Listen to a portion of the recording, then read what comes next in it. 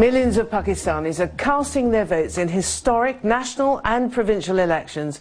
The polls opened 4 hours or so ago, and the vote will mark Pakistan's first transition from one civilian government to another in its 66-year existence. However, there's been more violence and at least 11 people have been killed in a blast in Karachi.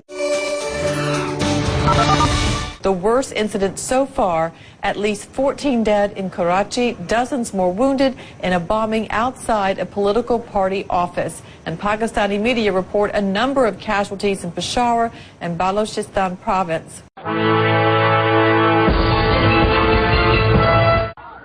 A series of bomb blasts, as the Taliban had warned.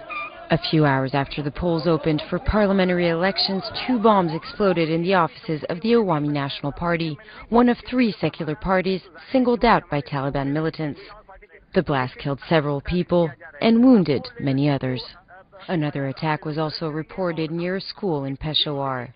On Thursday, the Taliban had announced plans for attacks on polling day in all 4 of the country's provinces. Many Pakistanis still plan to vote, despite the bloodshed.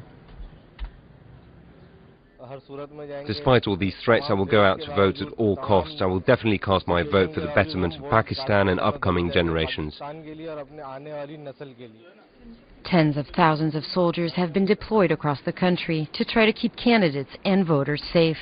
During the election campaign alone, Taliban attacks have killed over 120 people and injured nearly 300 others. At least 3 candidates were killed in attacks, and elections in some regions have even been postponed.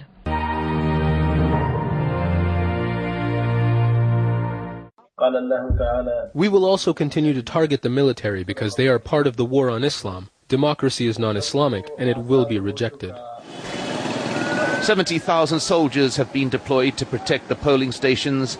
A high-profile presence, an attempt to persuade the people it is safe to vote. The clear message, too, that the army is now an instrument of democracy rather than a barrier to it, that it's committed to a process that is designed to maintain civilian power.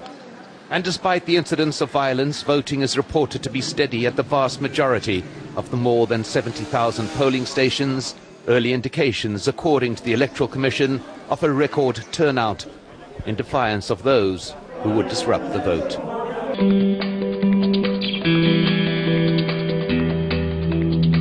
Widespread disenchantment with the 2 main parties appears to have brought a late surge of support for the former cricket star Imran Khan, who could end up holding the balance of power. But that will only make it more difficult to drive through reforms needed to revive the country's failing economy.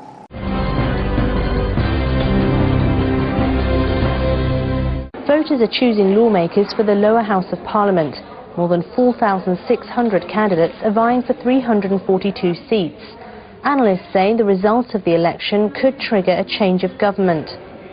The Pakistan People's Party has been in power for 5 years, but an opinion poll suggests it is losing support because of the worsening security situation and economic downturn.